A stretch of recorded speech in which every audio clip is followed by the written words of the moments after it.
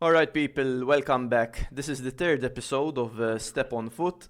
Here we are together again after a very, very big result. Not a good result for many Italians or Italian supporters, but Bosnia have beaten Italy on penalties 1-1, and incredibly enough, Italy miss out on the third World Cup after the other, man. That is absolutely insane. Um, uh, the game started off pretty well, right? It was a bit fortuitous how, the keeper eventually made that really terrible mistake. And that also, like, as I was saying before I hit the recording button, guys, I think that Italy had this in the bag completely. But I think Italy's weaknesses really came out in full effect very shortly after they even went in front. It didn't even have to take the red card from Bastoni, which was a crazy red card, to get in a game that, in all honesty, I'm not sure what you guys think, but I would have really not been surprised if Italy won the game 3-0, like from the first, few dealings of the game. What do you think, guys? Luke, maybe? I think some might argue about that because okay, it mostly happened after the red card, but Bosnia played their game. They were offensive enough. They had a lot of attempts. I mean, they played offensive, attacking football. They were a bit shaky in defense, but yes, I mean, at a point I thought, okay, we might be like 2-0 up, and there was the chance to do so because Ken had a very even after the red card had a very good Yes. chance to And to to put, to Esposito put again had another chance. And that was, and DeMarco. and DeMarco as well.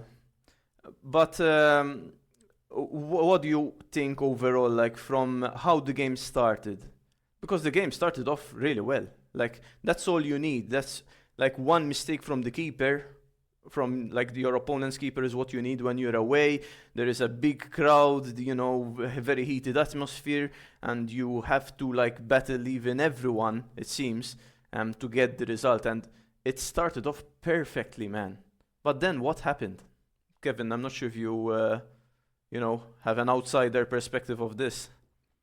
Uh, I don't know. I'm still surprised, to be honest. Italy were started off so good, attacking, passing the ball around really well. Everyone, was in. I feel like it was the best team Italy could have fielded. I mean, the positions were filled up by the best players at the moment, I think. I mean, there were Um, a few players, and also there was a few, criticism given to Gattuso for not starting Palestra, for example, who also was or like a really important player to field and like hit Bosnia on the counter, as happened in the second half. And yeah, we'll talk about that later. But even I wasn't convinced by the fact that he started Retegi again, for example. Retegi really, really wasn't convincing in the first game against Northern Ireland. As you know, he's playing in Saudi Arabia right now, and you know, if it's a competitive league or not, I mean, we can discuss that some other time. But uh, uh, No, it is not. yeah, pretty much that. And what would you have changed, Luke, from the starting lineup? I mean, it's really not that easy to talk about it now that The they're game they're ended eliminated. badly. Yeah. It's in Maltese we say "Wara kulħadd bravo." I mean, who am I to question his choices? I mean, for me personally, for example, I could have questioned the choices that he took even before the Northern Ireland game because for example, he didn't select Fagioli, who is an informed midfielder. Very He took informed right now. Fratte. Yeah, exactly. So, but again, I mean, all right, okay. I think that based on Politano's performance against Northern Ireland, it made sense to go for an experienced player like Politano in the Bosnia game. From experience, I have been seeing Palestra all season. This season, he's amazing. But again, maybe there is that tendency, and that is the general idea in Italy. not just the national team, but even unfortunately in the clubs and whatever. If you're Cut too out. young, you might not be You the cut out for opportunity. a while, That is Luke. why. You cut out for a while. If you can repeat a bit. Where did I finish off? That Serie A clubs usually tend to favor. Is that what you're saying? More Like experienced players, Yeah, or even yeah. yeah, exactly. So I get why Gattuso chose Retegui over Esposito, even though Esposito played better than Retegui in the first game when he came on. But then, Or look, the problem is, right, because we always say this, but then you look at Bosnia. On the wing, they had this guy. I'm not even going to try to pronounce his name. I'm not sure who he was. 18 years old. He played a fantastic game, bro. And but then that's went another on, issue, stepped Marco. up. He stepped up to the penalty and smashed it home. Sent Donnarumma the wrong Italy, way. Italy do Really not have calmly. wingers. It's only in Italy that we think that, oh, he's 20 years old, he's like too young. At 20, many European teams are fielding players or have been fielding that 20-year-old for 2-3 years. It's only in Italy that there's this there isn't enough bravery to throw people into the mix. Like even I remember when Mihailovic like threw Donnarumma into the mix. He was just 16. Everyone thought he was crazy in the Serie A. Sure, Milan didn't have any aspirations at the time. The team was a disaster, but still he threw him there. And if he's good, he'll play and he'll keep Can playing. I counter your point? Yeah, go ahead. Donnarumma, unfortunately, or maybe fortunately, was put on the field because Diego Lopez was injured. Exactly. With Milan. It's always, and even that is bad because an injury had to Exactly, happen. exactly. An injury had to Exactly, happen exactly. because this is now a problem for, and it's being put into like effect. It's being shown. It's as clear as day that we're Italy are going to keep fielding certain players and try to make the safe move when it might not really be the safe move. It might not be the smart move, at least. Playing certain players who are maybe a bit older or even who don't those who don't have as much experience as others. But let's continue with the narrative of the game. So Ken scored, all well and good, but then Bastoni, not sure what you guys think about it, made a last-ditch challenge on someone and got a red card. Now, let's take a few minutes to talk about Bastoni, because Bastoni, after the whole ordeal with Kalulu, doesn't look like the same player. He's very uncertain of himself, it seems. He's very afraid of how people are portraying him now. In the derby, after the Juventus game, there was a moment when Milan had a man down, and Bastoni actually tried to take the ball from his teammates and put it out of field himself, just to try and win that kind of, win back some kind of street cred, or so to speak.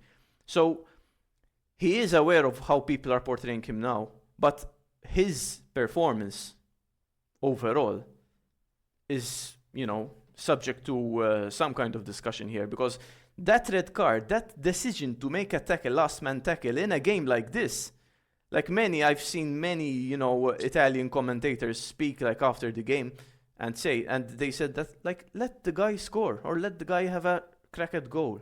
A 1-1 at the time is better than remaining 1-0, but playing the rest of the game for 10 men. So I'm not sure. I'm not sure what you guys think about that red card and if it influenced the game. I mean, it was a pretty big situation. For sure. I think it was, the turning point for Italy, obviously. Having a center back get sent off so early, and then the substitution that was made, was a bit strange for me as well. Taking off Retegui, taking off a striker to bring in a center That's back. a classic. I don't know. That's a classic Italian coach move there. Mm-hmm. Because after someone gets sent off in Italy, all you do is then defend. That's all Italian coaches ever do when they have a player sent off. Now, it would have made, it does make sense overall, but then it's always the That same. early in the game, Yeah, it's a you're bit playing 60 something minutes without, just and defending. even, yeah, But yeah, we essentially. have to keep in mind that Italy were already 1-0 up, and it makes sense if you're playing with two strikers to take out one striker and bring in someone that could help with the defense more. No, I mean that is what I would think is more logical. No, Yeah. To an extent, one I man agree, down. but then what's the problem? Is that then once you do that, once the red card happened, in essence, what was the plan there? What was Italy going to produce then? It was just a defensive game, and that even would have been enough, probably. Like I just told you guys before I hit the record button here that I would have placed all my life savings on Italy passing today, like last time, because Italy not passing against Bosnia, not going through and winning against Bosnia, is absolutely insane. But for the way that the game started, for the gap in talent between the two teams, for how many chances Italy had to score 2 or 3 or 4 more goals after that.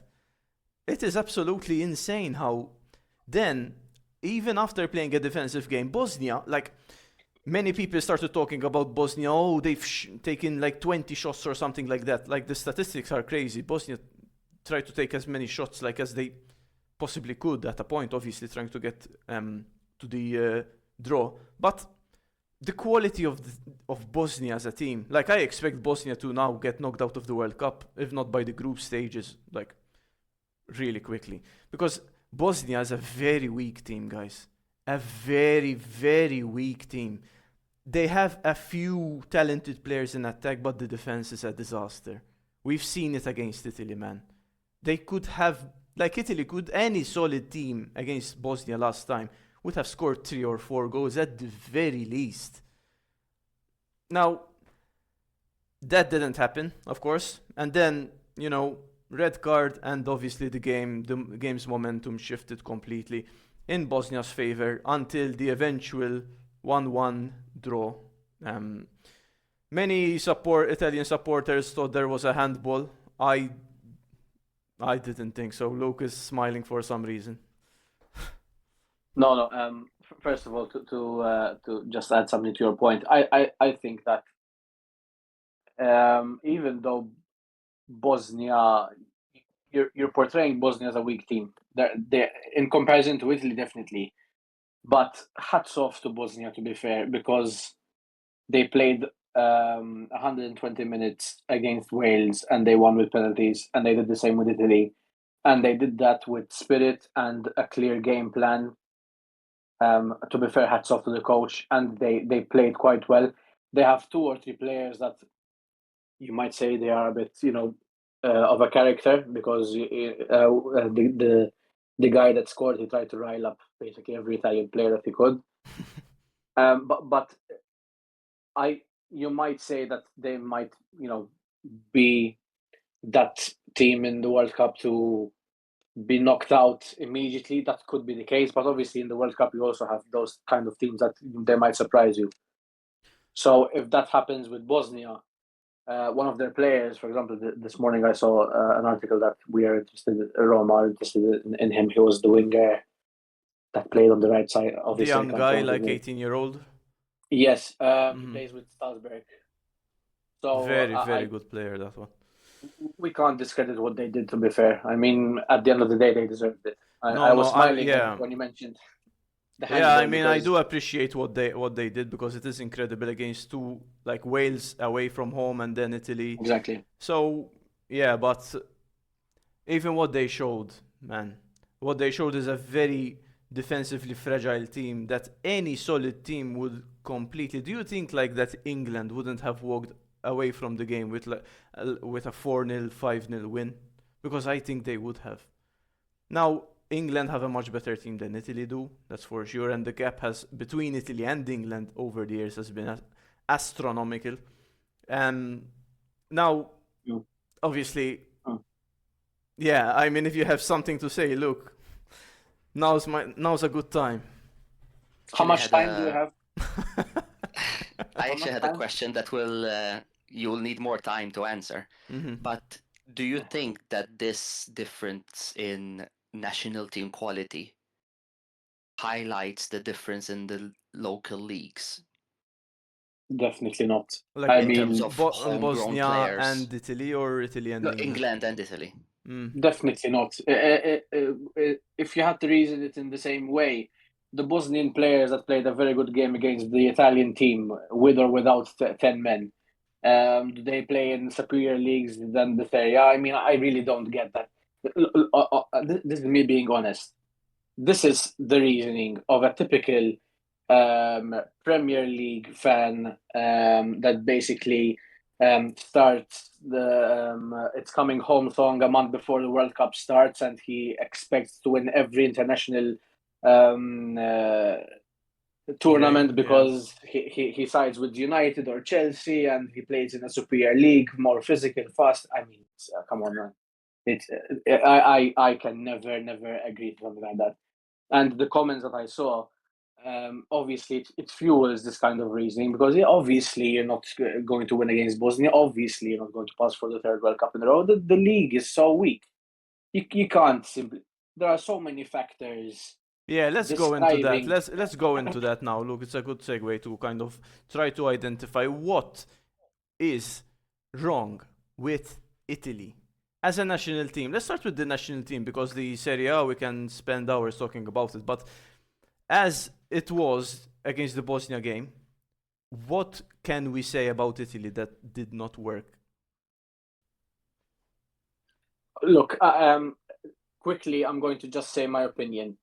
A lot might not agree, but this is what I think. I think that the game against Bosnia, it was the best out of opportunity out of the three missed World Cups, where I thought, okay, they're going to pass, and because the I saw an improvement in terms of character, and with the short time Gattuso had, I think that okay, this might be the time to do so. But I mean, So let's not say that Gattuso did any kind of job with this Italy he, team, he, right?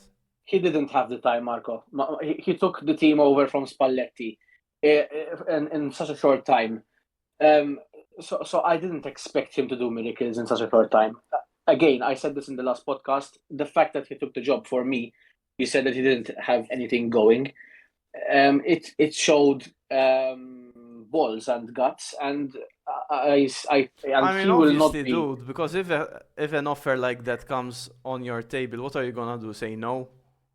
You're gonna say You yes, can't say no. especially if there like you have nothing else going on for you. You don't have any offers because you've been sacked like from every club you've managed or you've resigned yourself to like save face.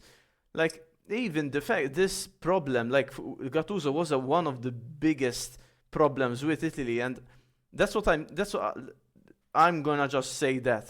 Like I'm gonna go out on a limb and say that Gattuso was a very big reason why Italy lost against Bosnia because he made some, apart from tactical mistakes that eventually led to Italy being, outplayed and outclassed, especially on Politano's flank. But even the tactical changes, the substitutions, the way of interpreting the game, at a point I remember Gattuso hopping up and down on the touchline, so nervous, so scared that his team was going to concede a goal. This was when Italy were 1-0 up. And Buffon had to actually physically try to like calm him down. Like if imagine that you guys are players playing in those conditions with a very big monumental result on the line, and you see your coach like an idiot jumping up and down on the touchline. What does that instill inside of you? What is the emotion that you reap from that? It's one of like Panic. fear. Yeah, you're watching your coach is out of his mind. He's scared that you guys are going to concede, and that fear is transmitted to the players.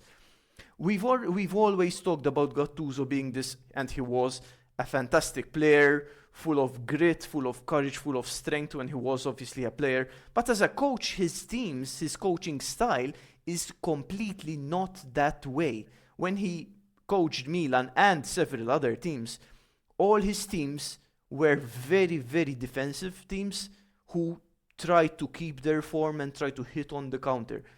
He has never managed to transmit that aggression to his team and that, bravery and forcefulness to bring about a result. And in the context that the game took place in, Gattuso was the wrong man for the job. Now, in the previous podcast, I did say that maybe, for the 2 games that Italy had, he probably could have gotten them over the line. And in all honesty, he should have, because even though he is a bad coach, even though he doesn't have any tactical, awareness, even though he is a very emotional man and kind of can set his players on the wrong track, he still had it in the bag, in my opinion. He still could have, got them over the line. But still, he didn't manage to do that. It's not entirely his fault, but man, that's where does he go from here as a coach? He's been sacked from everywhere and resigned from the jobs that he wasn't sacked from. He lost this really very insanely big decider against Bosnia. What else do you want to say about Gattuso? Not that he's been a fantastic player, but a disaster of a coach, unfortunately. I can't agree with everything that we said this before the episode. This episode is going to be a bit of a we're going to ramble a bit, because I cannot agree, because you mentioned something, for example, his tactics. Gattuso started his first games with Italy with a back 4. Because there is a kind of sickness in Italy, because we have this idea that every team has to play with a back 3, the games against Northern Ireland and against Bosnia, he opted back to a back 3. So I think, again, it is even because of vast of an Bastoni argument and to just DiMarco, say, look, even because of those guys, many of the players playing for Italy are Inter players, so it makes sense to shift to a formation that fits them better, I think. But they did quite fine when, for example, Gattuso played. Okay, they conceded quite a number of goals, but when they played against Israel, I think it finished 4-3 for Italy. Yeah, I mean, or 5-4, I think. I'm not something sure. like that. Defensively, they conceded goals, but at the end of the day, he let's say experimented with the back 4. And DiMarco, okay, so let's put it into another perspective. For these 2 games, Gattuso played Mancini. Mancini is a Roma player. I see him every week. He played under Gasperini in a back 3 as well, always that right center back position, basically. So in terms of characteristics, you could say that Mancini can only play this position, right center back. When De Rossi came with us, we played with a back 4. He played Mancini next to Smalling, and he played fine. So you say that Inter play with a back 3, and you have DiMarco and Bastoni, so you have to play the back 3. No, man, this idea, this is something that needs to change, and we discussed this a bit this morning. The Italy needs to be reformed. For example, you mentioned the Bosnian attacking players. Italy do not have wingers. No, they do not have wingers. And how is that possible, man? How is that possible? A nation like Italy not having wingers. Or a striker, because we can talk about the strikers as well. But they are taught since their Primavera days to just be focus on tactics, the strongest, the fastest, and do not dribble, try and defend rather than attack. And that is, for example, the best right now winger. He plays with the under-21 in Italy. He's playing with Paris FC. His name is Coloseo, and he scored 2 goals and assists in the last game in the under-21. How come a player like him cannot play, for example, with Sassuolo instead of Loriente, for example, if he had the chance to play in Italy? Or on another note, 3 years ago, Casadei was the best player with the under-21. As a central defensive midfielder, he was the top scorer of the tournament. What happened? From Chelsea and Leicester, he goes to Torino, and he's now on the bench. The problem is you do not give the right amount of time to youth. And that is what, for example, Mancini in his days with the Italian national team. He believed that in Pafundi. Yeah, I If you have to remember look him. up, yeah, Yeah. he What's happened to was him? How old is he now? he, Isn't he he he like went to 20? Switzerland from Udinese, Hmm. and now he's playing with Sampdoria in Serie B. Look, they interviewed Fabregas about this earlier this season, as far as if I can remember well, and because Como obviously have the fewest Italian players in Serie A, and his response was that he'd have loved to get Italian players, but the asking price is just too much, so he just goes for, you know, Spanish players, French players, or just other players in general. So I think that sure, I mean, why aren't these players that you mentioned playing for, you know, Serie A clubs? Why aren't they getting good time? I cannot really answer that, to be honest. They might be not as good as people think, which I do have a suspicion that it is a running team in Italy. I think that many of Italy's players are wildly, and I'm talking wildly overrated. They're not as bad as we've seen against Bosnia, etc., but some of them are very, very, very overrated. And I'm going to open a bit of a discussion here, very strange one maybe. And I'm just going to say that Simone Inzaghi, in taking Inter twice to the final of the Champions League, 2 finals played in 3 years, I think he made a very big disservice to Italy. And I'm going to tell you why I think that. I think that those 2 finals were actually made it worse for Italy in the sense that through Inter players, the Italian Inter players, of course, who, you know, eventually made it to the final, everyone started thinking, and they keep saying it now, many Italian commentators, like, some of these players, man, they're world class. They've been in the final of the Champions League. Okay, right. But that doesn't mean that they are of that level. Because even though because the thing is, what I'm trying to say is, it was a very big tactical masterclass from Inzaghi that managed to get Inter to those positions. It isn't really because, like, any other coach wouldn't have managed to get Inter to the final of the World Cup. It was an absolute, I won't say miracle because there was nothing magical about it, but it was very, very well done from Inzaghi's part. But we're not giving enough credit to Inzaghi for managing to get a team like Inter, who really and truly is good and were good, like the 2 teams that made it to the final of the Champions League, were good, but they weren't really Champions League level. In the last year's Champions League final, we've seen the result against PSG, so I don't even have to comment on that. Against Manchester City, it was like there was more of a competition, but even against Manchester City, you have to see the kind of teams that Inter had to beat to eventually get there. Milan, which was a given at the time that Pioli would have lost the derby. But still, I'm not saying that it was, you know, again, a miracle or that Inter didn't deserve to be there. They did.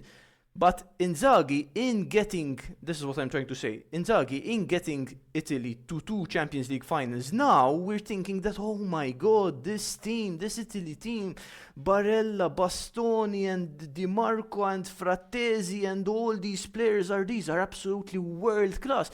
When in reality, chill. Like, even, this is a silly thing, but I see a lot of Italy fans, I won't say Inter fans because everyone does this in their team. They go to Transfer Market, the website, and they keep pumping up their team's players' prices.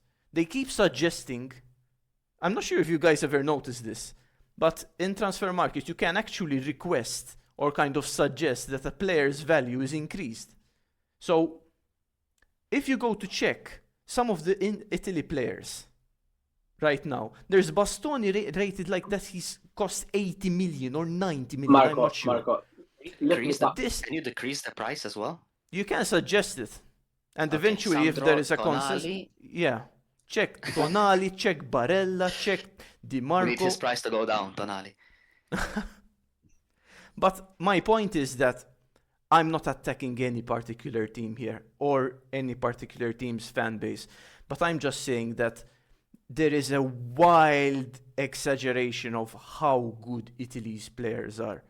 Even after one good performance is all it takes just for the player to then be labeled on the Gazzetta dello Sport as, wow, this crazy player, 100 million. Nobody's going to.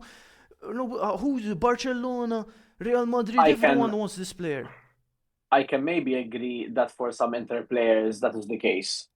So, for example, if we're talking about Pio Esposito, for example, in half of a season, it's as if he's untouchable. So I can agree to a certain state, especially when it comes That's to even Esposito's situation, Luke. That says a lot. This guy is 20 years old. He's not 16 or 15, because I actually thought when they first started talking about him that this guy is young. Like, really, like Yamal level young, I was thinking. But he's actually 20. By 20 years old, most of the best players have already flourished. And now we're acting that a 20-year-old who's doing well in Serie A, fair enough, is this crazy crack that costs 50 million, 60 million. We're already pumping up the prices. that. Who are these people? That is what happens in it. That is what happens in England, Marco. That is what happens in England, and maybe even Kevin can get on board with this argument. That is exactly what happens in England. In Italy, we have certain standards because, for example, if we're talking about Pio Esposito, we compare him to Di Natale or Luca Toni or Gilardino, who are established strikers that won the World Cup. But in England, they do the same thing. I remember the World Cup with Southgate when Mainu was starting to play with United, and Palmer was already a decent player with City, and then he went to Chelsea. They expected to win the World Cup because they have these players, and Bellingham, by the way. Bellingham, in my opinion, is one of the most overrated players. But look, sure, man. And that is sure. what they do in England. That is what they do in England. But We should do the same. But the thing is that I'm not sure about the players that you mentioned. We can keep discussing them, whatever. But Sure. those players are actually good. Palmer, Bellingham, even Mainu, those are actually really, really good players. Now, if you're going to tell me that Bellingham costs 200 million, Mainu costs 100 million, then, we can talk about that and, discard whatever value they've given him. But I'm talking, let's keep the conversation in Italy, Luke. Do you think this is a problem, though? That the prices, like Gazzetta dello Sport, I'm not sure if you guys know that it is a very Inter-affiliated newspaper. And any good performance... That's another problem in Italy. There is the what's it called? It's based in Torino. It usually favors Juventus. Tutto Sport. And that was a disaster. Juventus. Also, the Tutto Sport was crazy during the golden era of Juventus, like when they won 9 Scudetti in a row. Anytime a Juventus player took a breath, like the value went up. The value's that's crazy, man. Like the value's always going up for whatever reason. If an Italian player makes a good pass, the value's already going up, and the value's going up. But really and truly, it takes a game against Bosnia where you have to put 2 brain cells together as a coach. You have to go through it as a team, and then these values, like, compare the squad values between Italy and Bosnia. Just go and compare those values and tell me that there isn't a mismatch in Italy's favor. Because there is.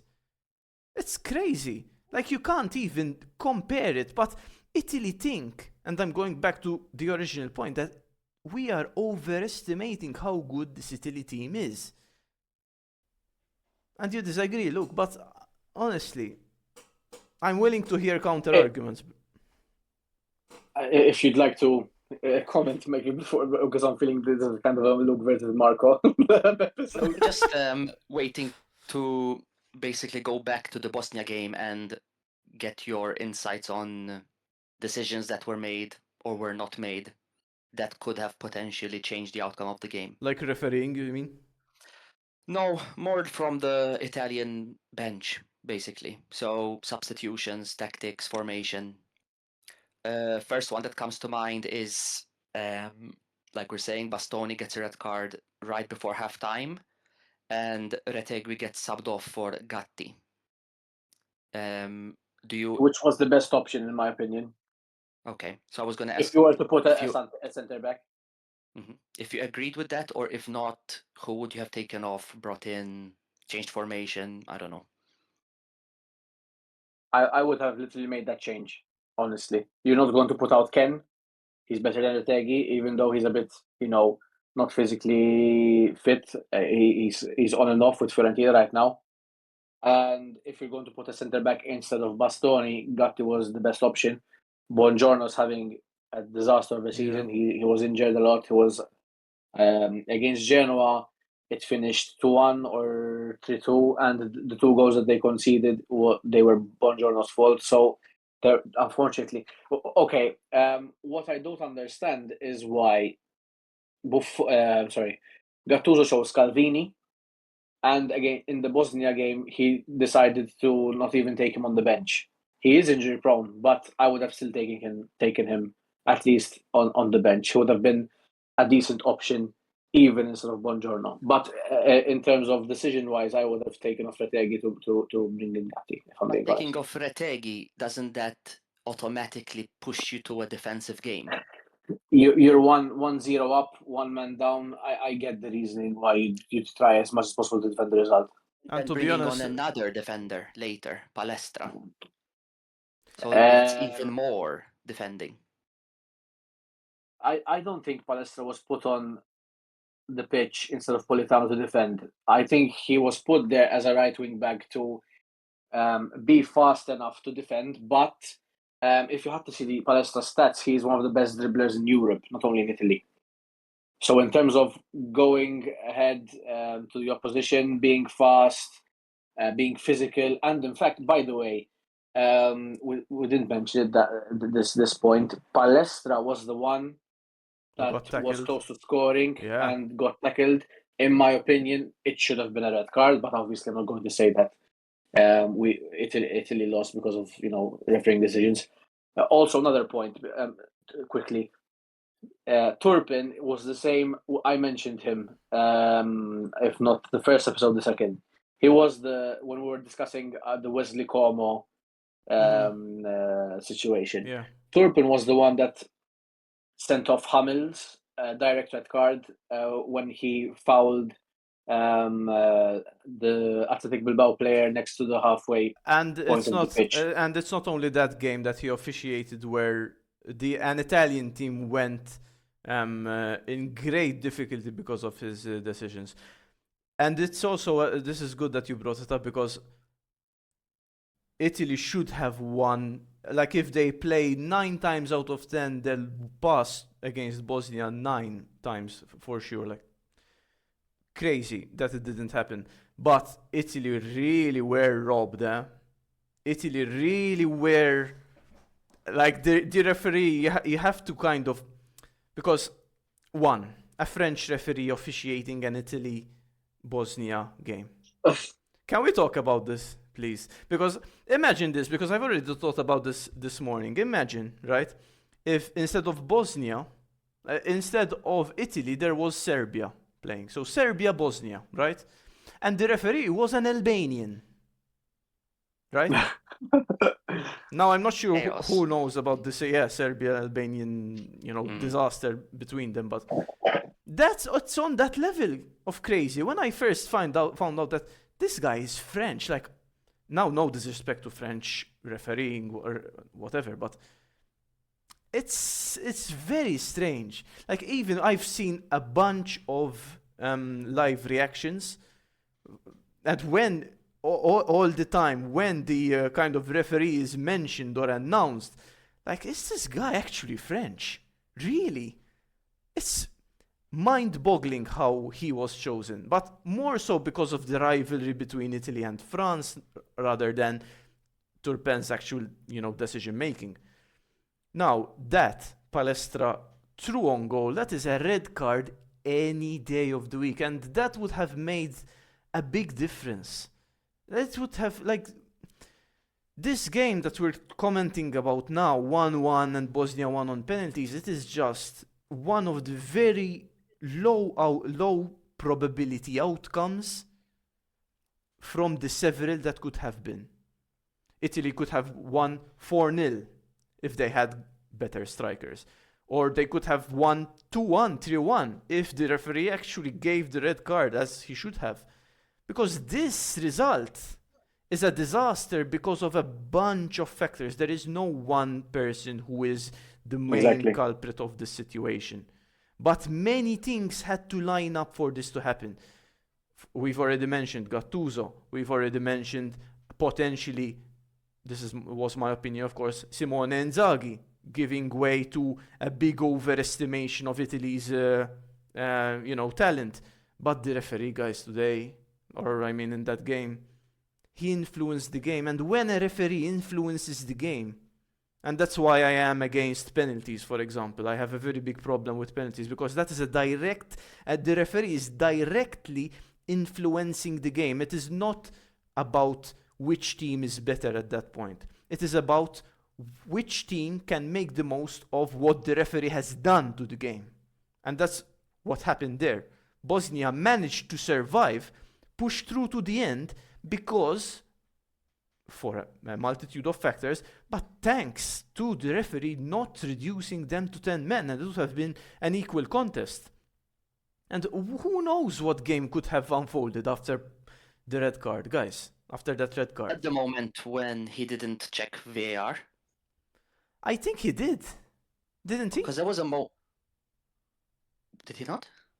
It was a silent check. He didn't actually go to the monitor and check. No, himself. yeah. A silent Yeah. Because check. I did read that, not even considering to check the monitor and that. Oh, it's not just him that if let's say if he made the mistake, it's not just him that made the mistake. It's like other 3 referees that are sitting watching 5 or 6 screens. So All French, probably.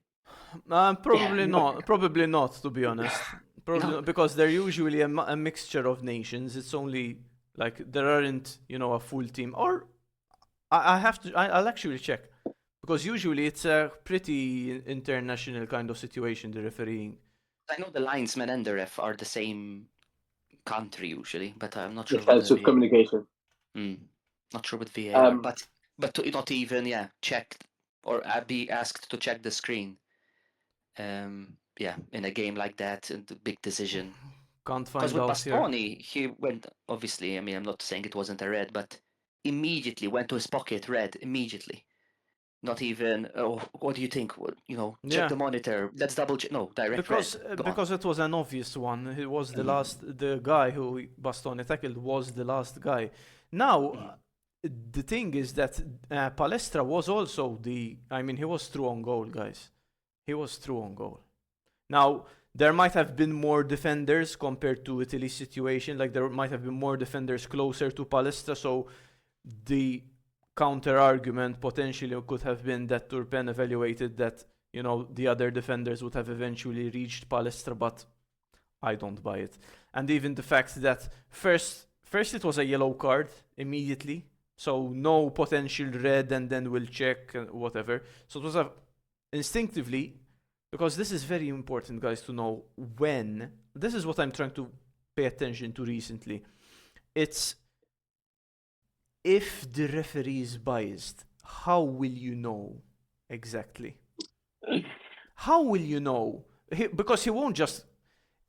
Let's take this very silly situation, Luke, right? So Milan and Roma are playing, and I go to officiate the game, a Milan fan.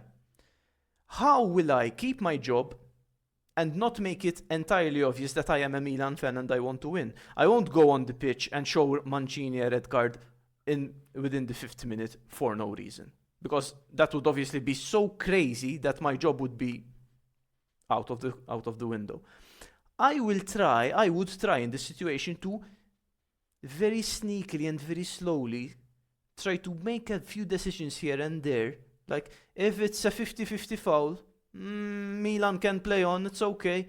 Or if a Roma player makes a bit of a tackle here and there, yellow card. right? I would try to keep things as subtle as possible. When Bastoni got sent off again, actually, Kalulu got sent off in the Inter-Juventus game, why did it? And it's not nice to talk about, especially on a podcast, but I mean, I don't see any other option. The way how the referee just brandished the red card immediately, no questions asked, to Kalulu for that, tackle, or ghost tackle rather, between Kalulu and Bastoni. The way how the referee just... Actually, it was not a red immediately. It was a first yellow, immediately, no questions asked. And then the red, so that the decision wouldn't have been able to be reversed. That's what makes me suspicious. Now, let's go back to Bosnia, Italy. Because the way how the referee just, instead of actually going for the obvious choice here, the obvious choice would have been a red card, because, let's be clear, last man, I mean, red card, right? But Donnarumma's mistake, by the way.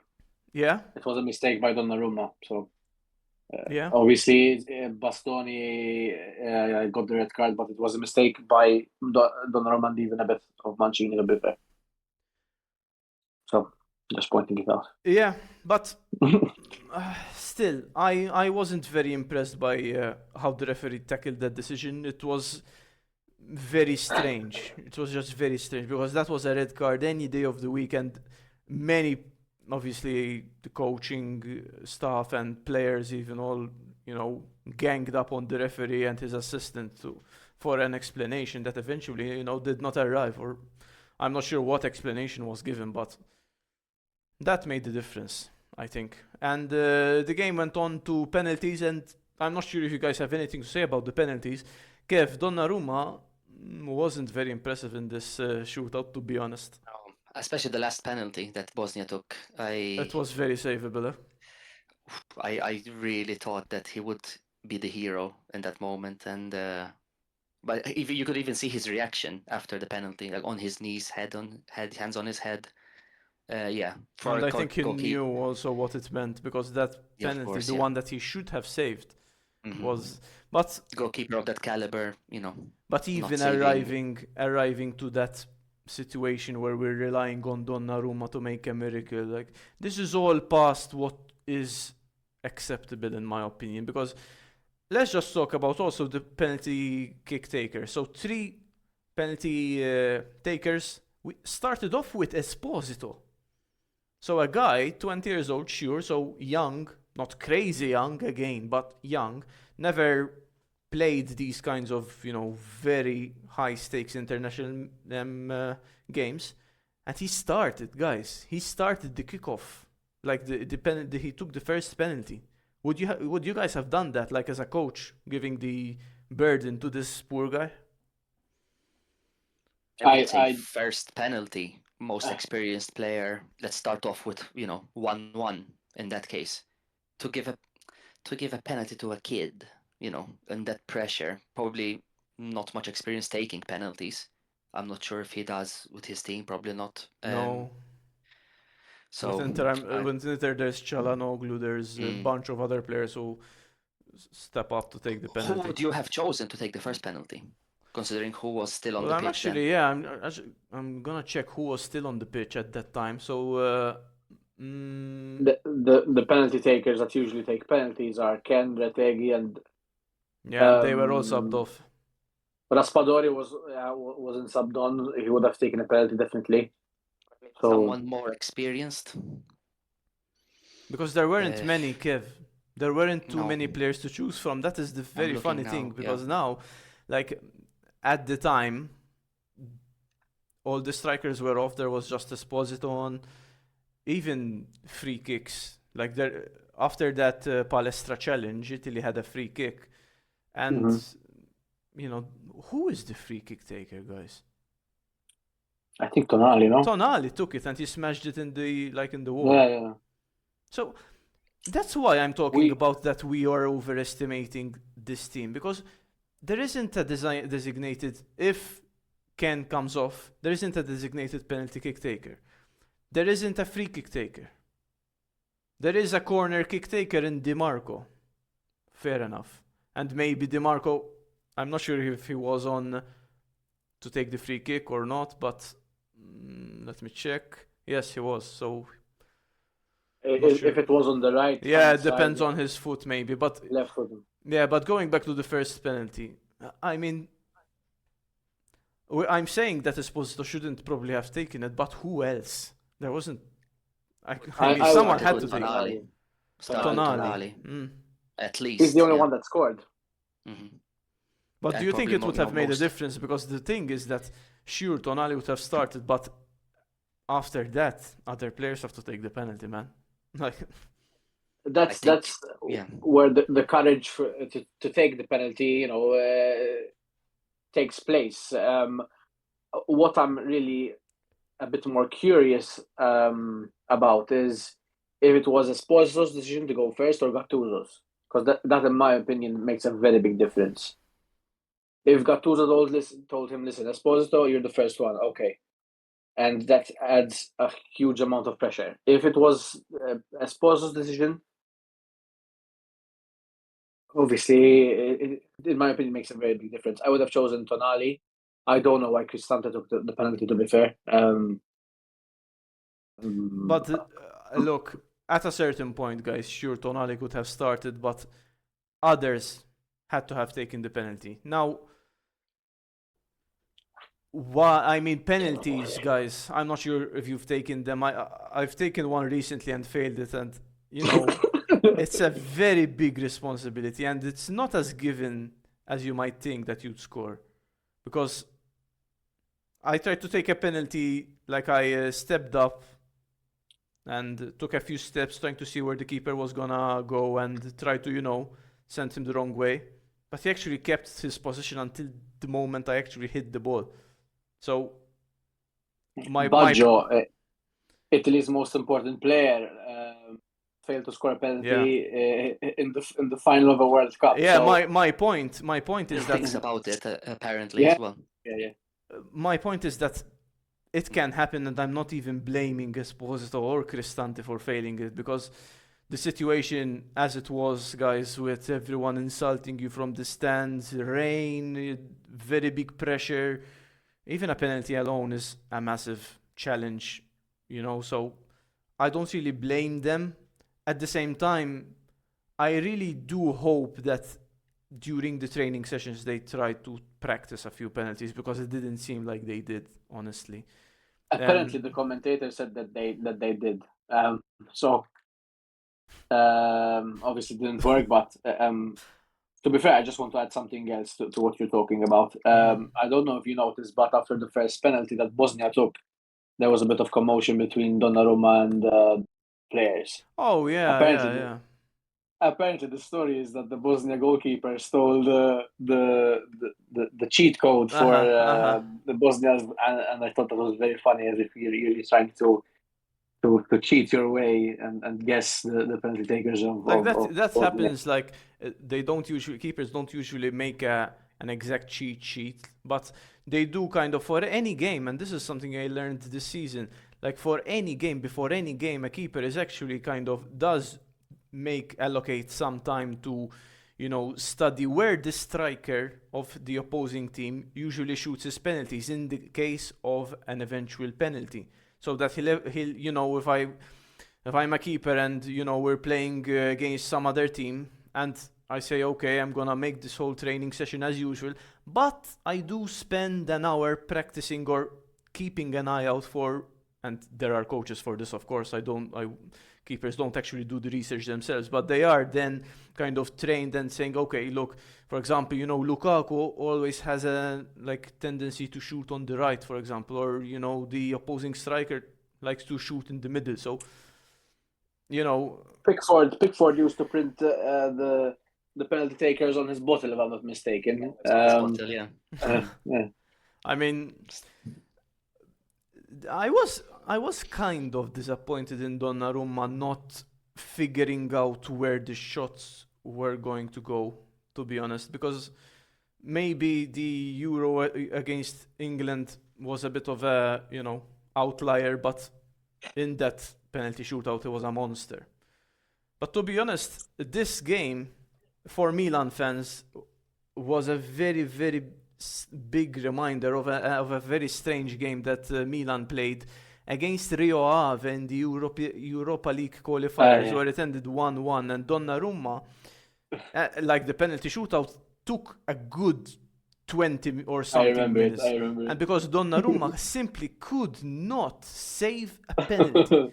Like he would jump in the wrong direction by instinctively. It was crazy. And then it was only because Donnarumma finally made a save that Milan ended up going through. But this goes back to what I'm trying Thank God, to say. thank God you got rid of Donnarumma because he couldn't save a penalty against Rio Ave. Thank God you got rid of him. Thank God. Thank God he left. Such a quickly, funny thank guy we have on the podcast today, guys. But Kevin, I'm not sure what you think about Donnarumma's penalty saving situation, or is he as good as people think when it comes to saving penalties? Apparently not. I expected him to at least save one against non, world-class players like the Bosnians that were taking the To be penalties. fair, the penalties that they took, guys, No, they were excellent. But also, beautiful penalties, you man. know, you're probably the best keeper in the world.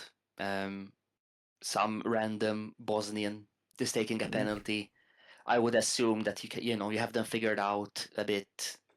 At his but to tall not- frame, usually, like when the keepers do this and go Exactly. back, like his tall frame kind of really shrinks the goal behind him. But Yeah. obviously, it didn't work. And again, I'm not really blaming Donnarumma. I mean, this is, again, guys, this is a very avoidable situation. And now I want to actually go on to kind of have a look at what is next for Italy. So here, there is a tweet that I'm going to read out to you, where Gabriele Gravina has decided to resign as a president of the Italian Federation. Then there is Gennaro Gattuso, who is expected to step down in the coming hours, and Buffon is also set to leave, while Roberto Mancini has been approached to take over as head coach. But that is, the actual successor is unclear until Gravina's successor is identified. So, a big disaster. And now, obviously, the House of Cards is falling, and a whole kind of new build-up is expected. Look, what should Italy do now? Very tough question, but I'll ask that to you. So, it is a very tough question. My thoughts were, even if Gravina had to go, if his replacement was not going to do things differently, then we're back to square one. So, simply saying Gravina has to go without any change or reform, it's useless. Okay, Gravina had to go, to be fair. Obviously, less than 24 hours after the game, his first press conference after the game exactly, he said, "I'm not leaving. I have asked Gattuso to stay. I have asked Buffon to stay." And he also said that football in Italy is a sport for professionals, and the other sports Exactly. that, by the way, Italy are doing very well in are for hobbyists. It's a very serious set of remarks. Just for those comments, especially considering that Italy rugby they're doing very well. Tamberi, he won gold medal Olympic long jump.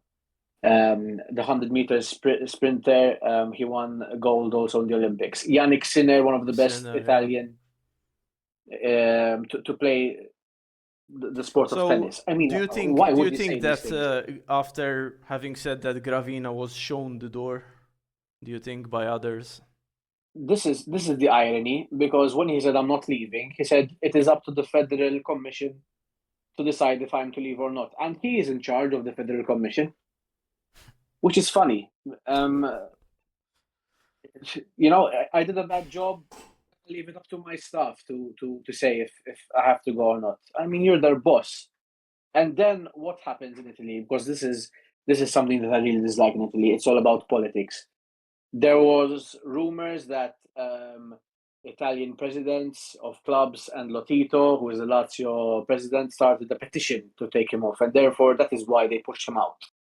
That is not how things work, man. In a professional kind of, and that is a main problem in Italy. For example, De Laurentiis said that, sure, the problem in Italy is that we need a change, we need a reform. The league should be composed of 16 teams, not 20. And Napoli were one of the teams that voted no to having 18 teams. It's all politics. It's all internal team politics. And you asked what's next for Italy. I think that the change is obviously inevitable. We might have Marago, who apparently has some Roman roots, so maybe that could be good for Roma. But unless you make the right reforms and the right changes, and you bring in the right people, it's useless. You need to bring in, for example, in my opinion, Maldini.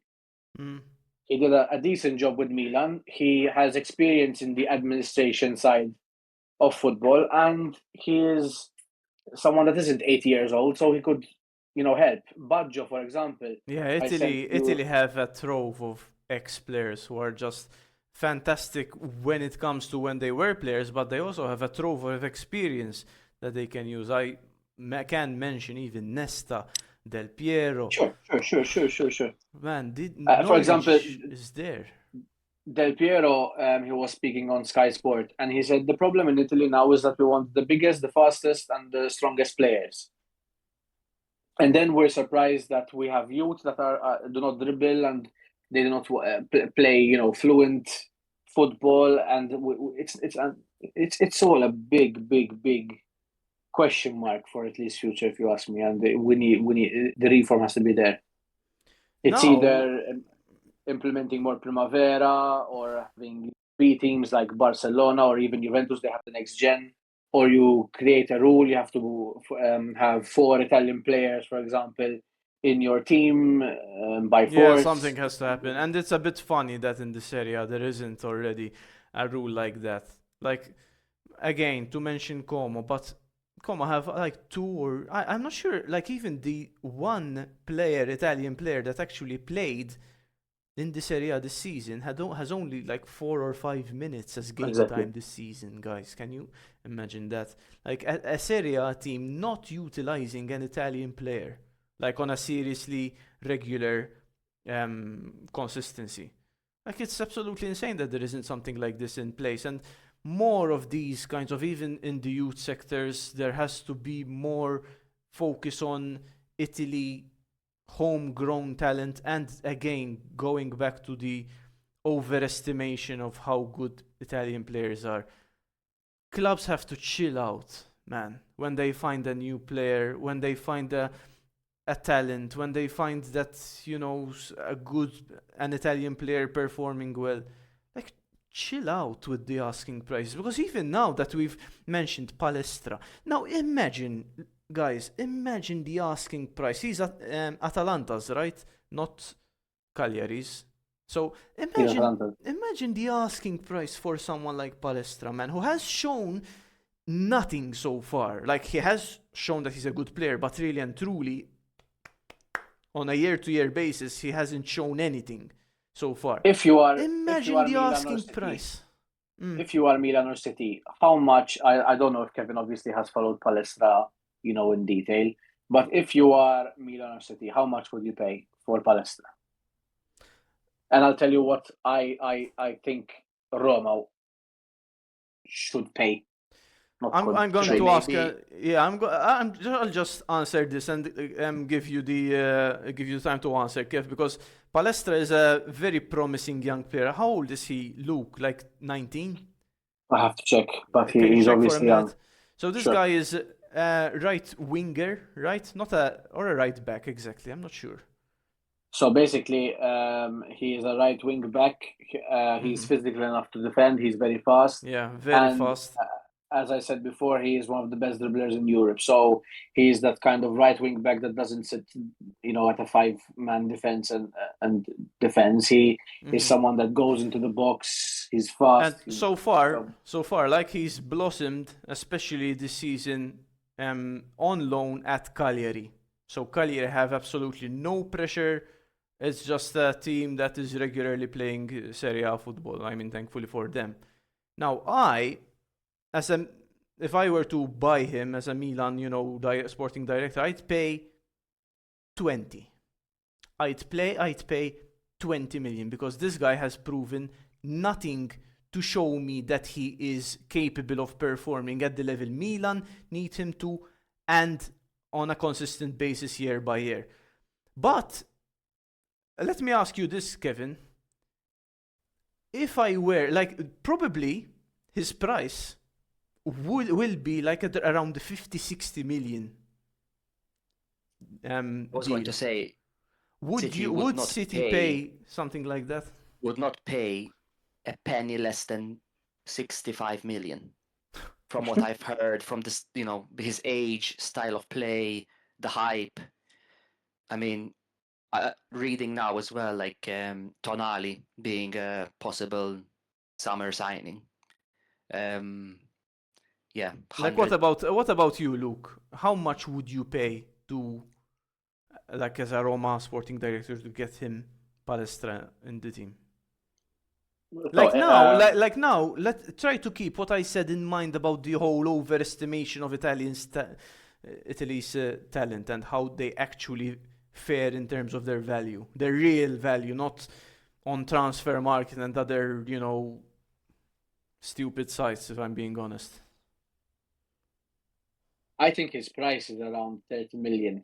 But if I were Roma, considering, we're not City, we're not a club that can spend so easily, even though our main issue is wages, to be fair, but we're not the club that can spend money so easily. I would have maybe given a kind of clause that favors Atalanta, which, for example, 20 million and 10% of the future sale, or 40. Or, for example, 20 million and let Palestra gain experience at Atalanta. Let him spend 1 year there, like Liverpool did with Leone, if I'm not mistaken. I don't think that Roma are in the position to do that, because but if you're going to make forget what the situation is right now. What would, and in an ideal world, what would the strategy be to incorporate Palestra into your team? How would you formulate an offer to Atalanta? That's what I'm... For example, 20 million and you have 10, 20... Look, what's coming to mind right now is Omoroidion from Atletico to Porto. He's a young Spanish striker, under 21. Everyone wants him. High price tag. They paid, I don't know how much, but they have a 50% clause from his next transfer.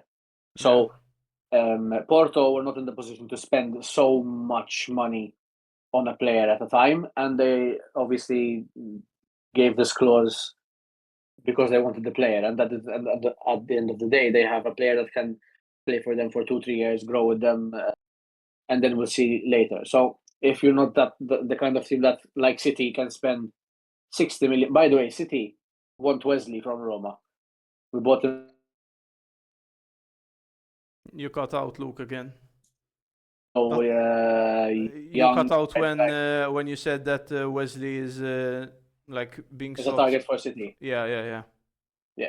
I wouldn't accept less than 50, for example, for Wesley, if I'm being honest. We bought him for 25. Fair enough, because it's here, City. this Wesley rumor, because so far it's Rodri and Rodri. Well, instead of Rodri, Tonali and Anderson. But yeah, I'll look into Wesley. City with their big bucks, they're always nothing.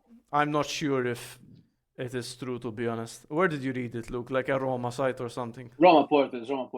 I think City could use a right back, and Wesley is a promising player. Who are the right backs that City have right now? Ait Nouri, right? Nunes? Ait Nouri left back. Nouri plays left. Matthias Nunes. That's it. So who is the... Fusanov sometimes. But we don't have we were actually looking into Cambiaso last year. Yeah, I remember that as well. But again, guys, going back to the Italy's situation, these kinds of players, again, going back to what I was saying, like when a new gem emerges, there's so much overestimation, there's so much pressure placed into him. This player is like, even Leone, poor Leone, man. How much did Liverpool spend on him? 50 something? Or 45? For a player who just played one good season at Parma, no, Luke? Like, Half a season. Half a season. half a season! But listen, wait a second. This is not Italy's problem. It is a Premier League team's problem that they're willing to spend for a player that has just finished half of the season in a decent way. I've just realized why I'm saying what I'm saying, Luke, and allow me to elaborate a bit. Because during this past week where Italy had to play Northern Ireland and they had to play Bosnia, Italy fans, like Italians especially, were confident that, you know, I mean, our team is like, it's much better. The players are better. Italians were very nervous about this whole thing, and eventually, like, rightly so. Rightly because, so. Yeah. Rightly so. So they still think, though, they still have a wild overestimation of their team's capabilities and their players' capabilities. That's what makes me think that I try to kind of figure out what makes Italians so, because Italians are a very proud people because of their 4 World Cups, because of the Euro, which we didn't mention the Euro, guys. I think the I was Euro. going to mention it. I'm just I going was to going say. to ask you.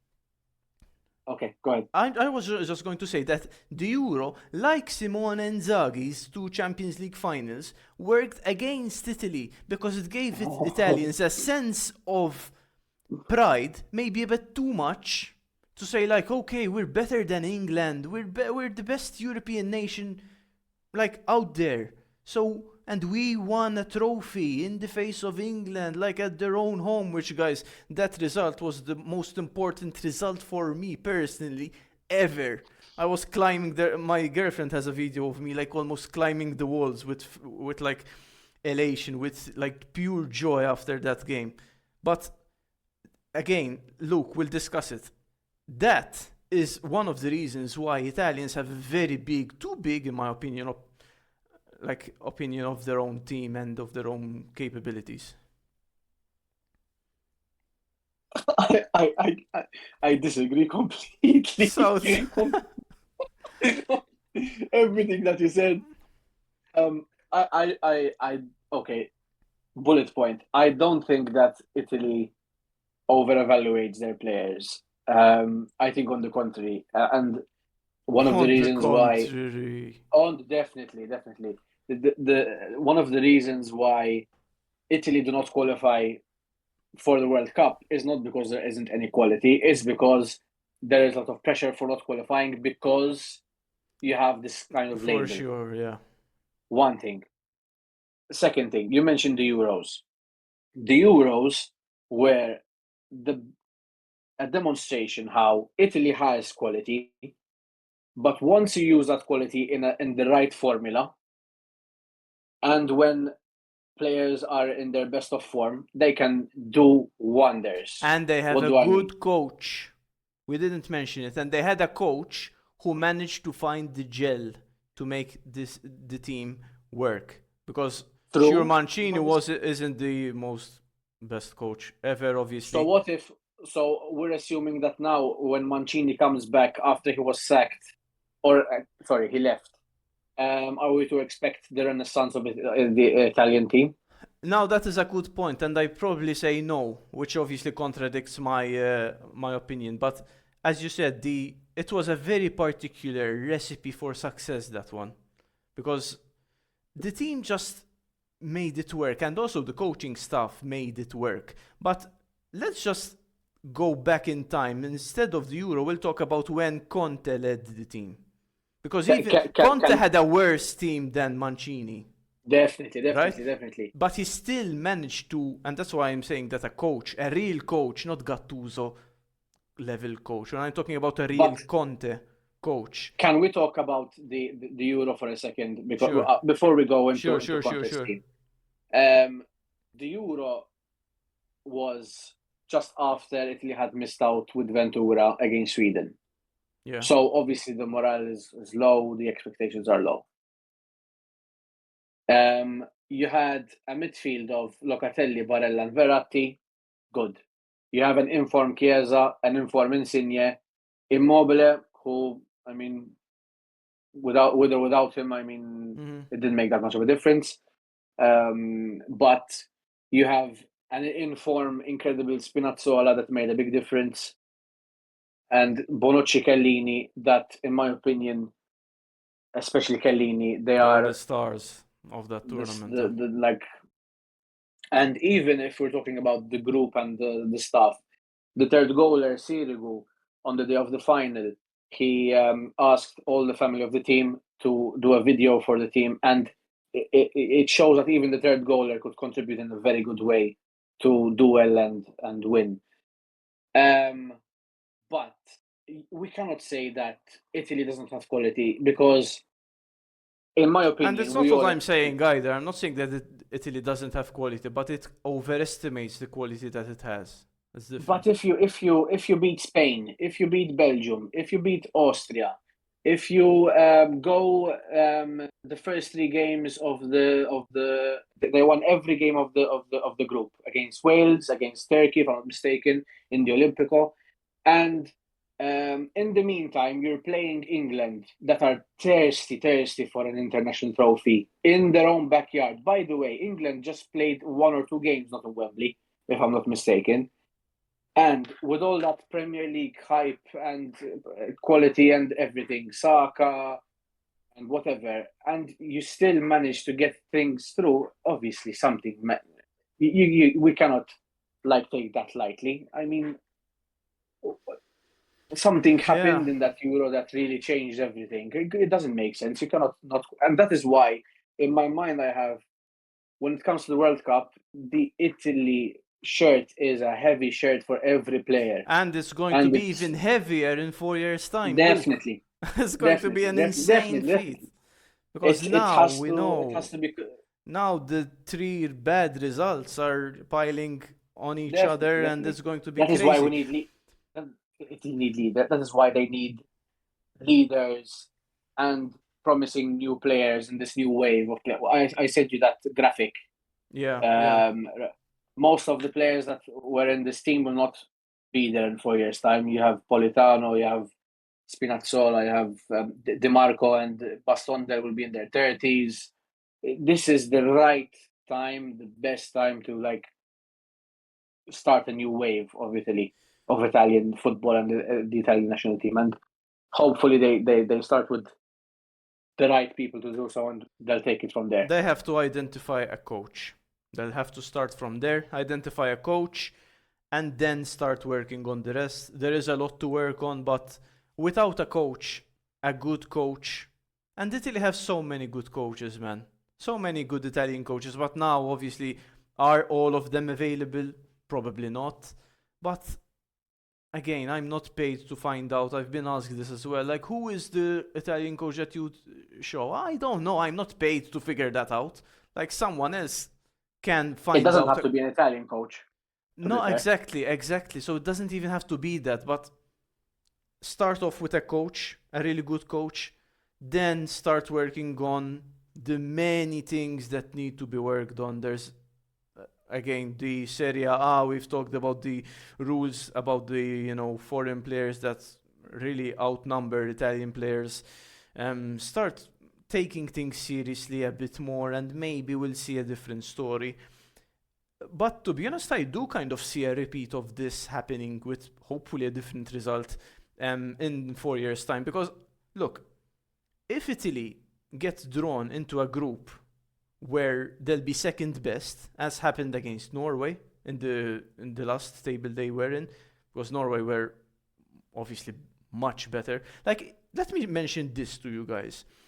Before Italy-Norway was played at the San Siro, there was a gap of 3 points between Norway and Italy, and there was a lot of hype. incredibly. There was a lot of hype because they were like many newspapers were talking about how much Italy could beat Norway by to get first place and win. And the actual result would have been like something crazy, like 9-0 or something like that. So even the fact that the media outlets start thinking of trashing a very good team like Norway is already crazy. But then Norway walked over Italy 4-1 at San Siro in front of everyone Italian practically. It just shows unfortunately, how arrogant the Italian media is, and some of the Italian supporters are in thinking that they still deserve to be there, or that they have more than good enough players to compete in the World Cup. And this might not count for anything because it's just opinion, but opinion matters when it then comes to shaping rules and trying to set regulations in place. Because if you have such a high opinion of yourself, you're less likely to make the necessary decisions to make your league and your footballing structure better.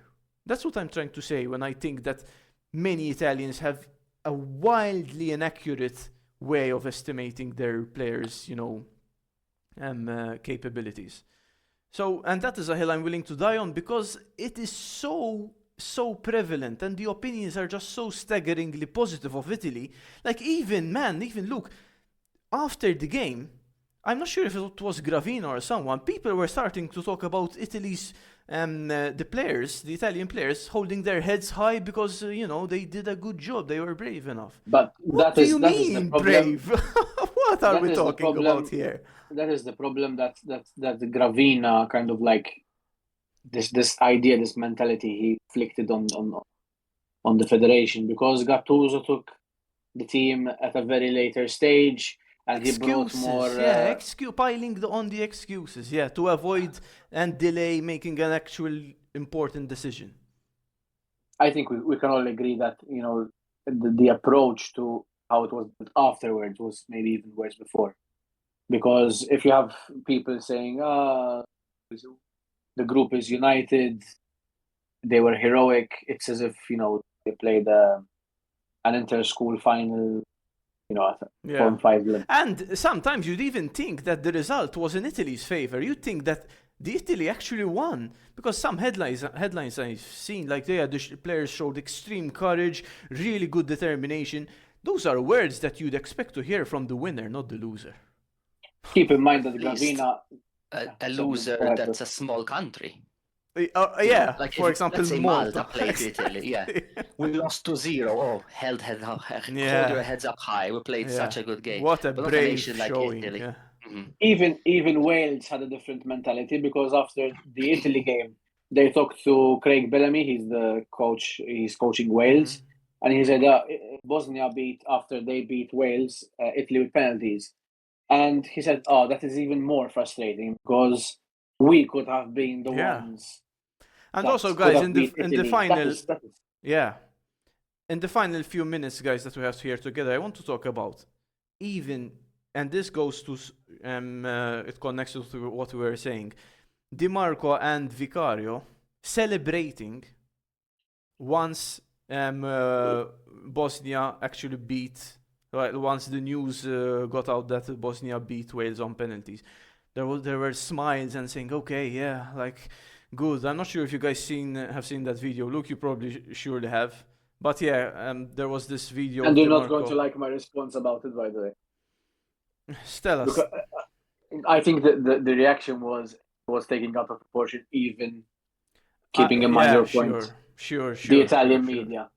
In my opinion, and Di Marco talked about this, it wasn't I didn't see it as a kind of celebration. We're going to play against Bosnia. Okay, it's ready.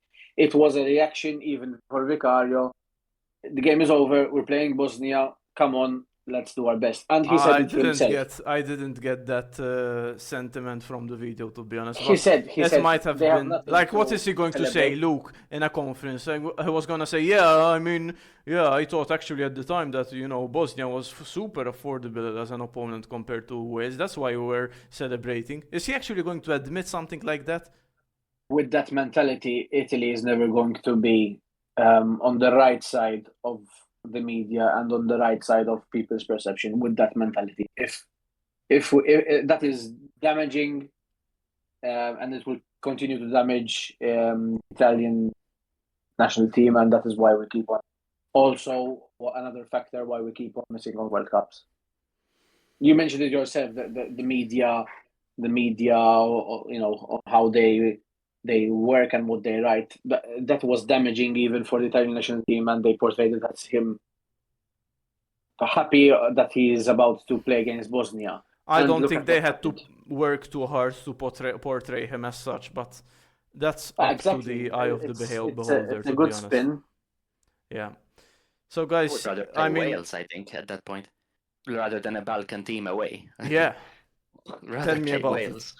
It's fucking- But I'm not sure exactly what was there to celebrate, because to be honest, there was a bit of a mini celebration there, even with the smile saying, Quality all of the right, okay. team, I mean, What on was there? paper. I mean, aren't they similar?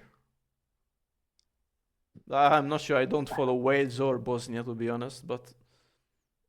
And Luke, you might completely be right that it might have been just, them, like Vicario and DeMarco being, content that, okay, the result now is done, now we can move on. So it might well have been that, and we're just talking about a load of nothing, but. Maybe he was happy that he was going to see his former teammate again, Dzeko.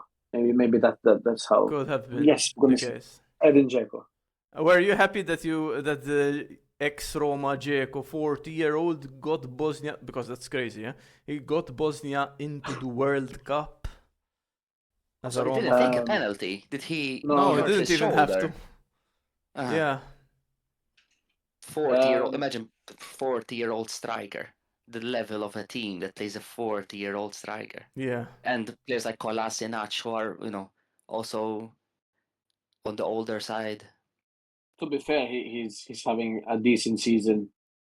He wasn't playing with Fiorentina, but he's having a decent season in his team. And honestly, he's a player that kind of he's similar to Milner. He aged like wine, and I was happy to see him. Obviously, I was disappointed that Italy did not pass, but it's his last dance. I would have preferred, for example, to see Lewandowski have that same treatment with Poland. Yeah. Too But bad. obviously someone has to Yeah, but even because like Dzeko, even when he was with Inter, I still thought this, that he does seem like a really good guy, like a quiet dude who just gives his all for the team. He doesn't get yellow cards for shoving players or complaining, or just a guy who works hard for the team, bangs in goals, gives assists, uses his great, He scored strength. 39 in his second season with us. It's I think that's insane. the record. In his first season, he wasn't that good, but in my opinion, he was one of the most complete strikers that I have ever seen play for Roma. So From that generation, the classic number nines that, you Yeah, put them that- up there, just leave them there, forget about them, give them balls, they'll score. Yeah. the Dzeko to Roma story is story, to be fair, because at that time we had Sabatini, who was our sporting director, and he went to Manchester, and he basically told Dzeko, he said, "Listen, I'm here and I'm not leaving without you," and he ended up, being a very important player for us. So How much did you guys pay for him? That was another world, obviously, because it's been a while, but I was another going to ask bargain. actually, when was it when you signed Dzeko?